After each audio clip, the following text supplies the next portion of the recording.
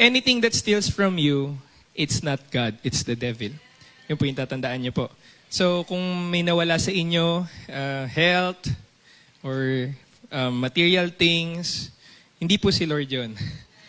So, kasi di ba, pansinin niyo rin po yung verse, pinakita sa akin ni Lord through the Holy Spirit na, pansinin niyo po, ang contradicting naman nun, kung kunwari si Jesus yung nagsabi dyan, tas sabi ni Jesus, the thief, the thief does not come except to steal, kill, and destroy. I have come.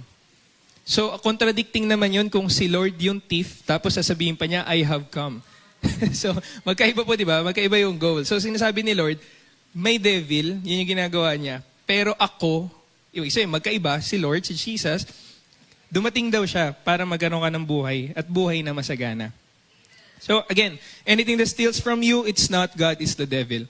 So, let's settle that today po sa inyo na hindi po nagnanakaw si Lord sa'yo at hindi nambabawi si Lord. Whatever God gives, sa'yo na yan. It's yours. Hindi niya babawiin yan.